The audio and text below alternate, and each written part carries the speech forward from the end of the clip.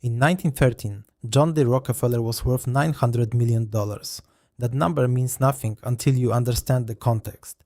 The entire United States economy that year was worth approximately $39 billion. One man controlled nearly 2.5% of his entire country's wealth. Not 2.5% of the stock market, 2.5% of everything. Every farm, every factory, every railroad, every bank, every dollar in every pocket in America. If that same fortune existed today, it would be worth over $400 billion.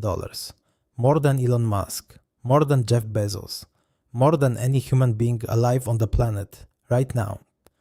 John D. Rockefeller did not inherit that money. He built it from a childhood so poor. His father was a traveling snake oil salesman who abandoned the family for months at a time and kept a second secret wife in another state. His heirs did not keep it. This is the story of what happened between then and now. John Davison Rockefeller was born in 1839 in Richford, New York, to a mother who prayed and a father who schemed. William Avery Rockefeller called himself a botanic physician and traveled the countryside selling miracle cures from the back of a wagon. He was a con man, a bigamist, and by most accounts a charming one. He was also, accidentally, the greatest teacher his son ever had, not by example, by absence. While his father disappeared for weeks and months at a time, young John learned to manage the household, track the money and make every cent count. His mother kept a ledger. John kept his own. By age 7, he was raising turkeys and selling them to neighbors. By 10, he was lending money to local farmers at 7% interest and recording every transaction in a small notebook. He kept his entire life. He did not spend money. He deployed it. At 16, he took his first job as a bookkeeper in Cleveland. He worked 6 days a week and gave 10% of every paycheck to his church before spending a single cent on himself. This was not performance. This was architecture. He was building something, though he did not yet know exactly what.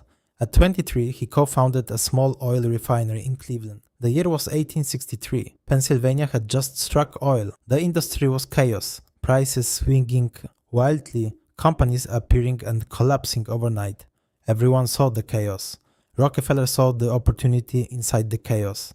He understood something no one else had articulated yet. The oil itself was not the prize. The infrastructure was the prize. Whoever controlled the pipelines, the railroads, the refineries, whoever controlled the movement of oil, rather than simply the drilling of it, that person would control everything. He began buying refineries, 1, then 5, then 20. He negotiated secret deals with railroads for lower shipping rates than his competitors received, then used the savings to undercut those competitors until they sold to him or went bankrupt. He called it competition. His rivals called it something else. By 1880, Standard Oil controlled 90% of all oil refining in the United States. One company, 90% of an entire industry. In a country of 60 million people, the government eventually noticed. In 1911, the United States Supreme Court ruled that Standard Oil was an illegal monopoly and ordered it broken into 34 separate companies. It was the largest antitrust action in American history. The headlines declared it a defeat for Rockefeller. They were wrong. Rockefeller owned stock in all 34 successor companies. When the breakup forced those companies to compete openly, their individual stock prices rose dramatically, within 2 years of the government destroying his monopoly. John D. Rockefeller had doubled his personal net worth. He was 72 years old. He lived another 45 years, dying in 1937 at age 97. He spent his final decades giving money away as systematically as he had accumulated it. The University of Chicago, the Rockefeller Institute for Medical Research, public health campaigns that wiped out the hookworm across the American South. He gave away over $500 million before he died. The fortune, even after all that giving, remained almost incomprehensibly large. Then he handed it to his son. John D. Rockefeller Jr. was everything his father was not. Where the father had been ruthless, the son was gentle. Where the father had broken competitors, the son founded museums. Where the father had attended church and given his tithe and kept his eyes on the prize, The son genuinely believed that wealth was a responsibility and spent his life trying to discharge that responsibility honorably. He built Rockefeller Center in New York during the Great Depression, employing 75,000 workers. When the country had nothing, he donated land for the United Nations headquarters. He funded the restoration of colonial Williamsburg. He gave and gave and gave, with the quiet desperation of a man who found the size of the fortune genuinely uncomfortable. But here is what Junior could not see from inside his good intentions. Each gift reduced the principal. Each philanthropic commitment required ongoing funding. Each institution he created needed maintenance, staff, administration, buildings. He had not just given money away. He had created obligations that his children would have to fund, and his children numbered 6. The 6 children of John D. Rockefeller Jr. are where the mathematics of dynasty begin their slow collapse. Nelson became governor of New York and then vice president of the United States. Lawrence became a venture capitalist and conservationist. Winthrop moved to Arkansas and became its governor. David became chairman of Chase Manhattan Bank and one of the most powerful bankers in the world. John III devoted his life to population studies and the arts. Abby became a philanthropist. All 6 were wealthy. All 6 were accomplished. All 6 were, by any normal measure, extraordinary human beings. But 6 heirs meant the fortune was divided 6 ways, and each of those 6 had children of their own. Nelson had 6 children. Lawrence had 4. Winthrop had 1. David had 6. John III had 4. Abby had 3, 30 children. 30 children in the 3rd generation. The 3rd generation had its own children. The Rockefeller family today numbers over 200 living descendants. 200 people sharing what was once one fortune. The mathematics were brutal, but they were not the only problem. The real problem was the transition from builders to managers. John D. Rockefeller Sr. had created wealth. He had looked at a chaotic industry and imposed order on it through force of will and strategic genius. He had not managed existing wealth. He had generated new wealth from nothing, repeatedly, over decades. John D. Rockefeller Jr. had been a responsible steward. He had not grown the fortune significantly, but he had maintained it and deployed it with genuine purpose. The 3rd generation, the 30 grandchildren, were handed wealth they had not built and asked to manage it without the instincts that come from having built it. Some did this well. David, who ran Chase Manhattan, had genuine business talent. Nelson had political genius.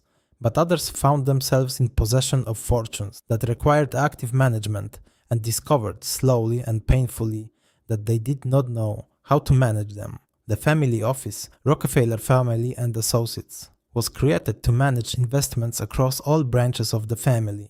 But investment management is not wealth creation, it is wealth preservation, and preservation under inflation, taxes, and the demands of 200 descendants with expensive taste and genuine philanthropic commitments is a full-time losing battle. The 1970s were the decade when the cracks became visible. Nelson Rockefeller, who had spent 40 years in politics and spent a personal fortune doing it, died in 1979. His estate revealed the extent to which political ambition had consumed his inheritance. He had spent on campaigns, on art, on the construction of the Albany South Mall, a $2 billion government complex he championed as governor, that critics called Nelson's edifice complex. He had spent with the confidence of a man who believed the fortune was permanent. It was not permanent. Winthrop had spent his inheritance building a cattle ranch in Arkansas, running for governor twice, and funding causes he believed in. When he died in 1973 at age 56, he left behind a fraction of what he had inherited. The pattern was consistent across branches. The 3rd generation spent politically. The 3rd generation spent philanthropically. The 3rd generation spent on the art collections and estates that were part of what it meant to be a Rockefeller in the 20th century. And the fortune that had seemed inexhaustible revealed itself to be very, very exhaustible. By the 1980s and 1990s, the 4th and 5th generations of Rockefellers were inheriting fractions of fractions. The family sold Rockefeller Center in 1989, the building that Junior had built during the Depression. The building that bore the family name in the center of Manhattan was sold to a Japanese company because the family could no longer afford to maintain it. They bought it back in pieces over subsequent years, but the sale was a symbol that could not be unseen. The family's stake in what had been Standard Oil, now broken into companies like Exxon and Chevron, was diluted with every generation through inheritance division and estate taxes that consumed 40% of each transfer. The philanthropic institutions the family had created required ongoing funding. Rockefeller University, the Museum of Modern Art, the Asia Society, the Council of the Americas. Each one was a commitment.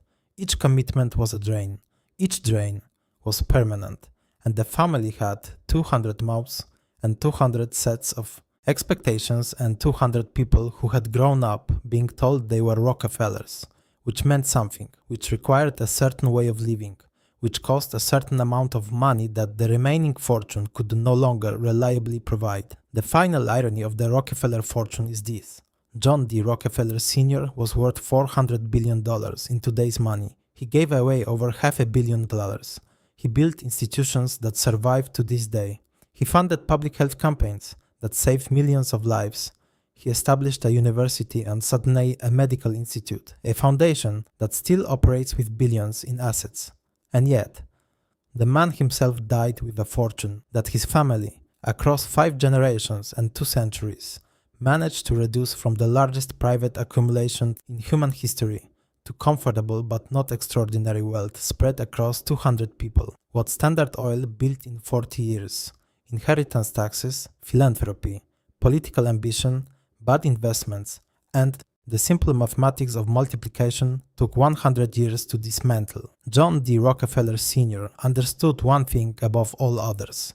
He had written it in his ledger at age 7, and he had never stopped believing it. Money is not kept by those who have it.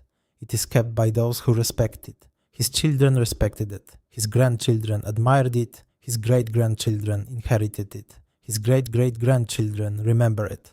And somewhere in the distance, 200 Rockefeller descendants are living comfortable, accomplished, meaningful lives on fortunes that are, by the standards of 1913, almost nothing at all. That is not a tragedy, not exactly, but it is the reminder that even the greatest fortune ever assembled in American history was, in the end, temporary. Everything is. Subscribe if this one made you think. Next week, we go deeper into the dynasties that shaped the world and the ones that could not survive themselves.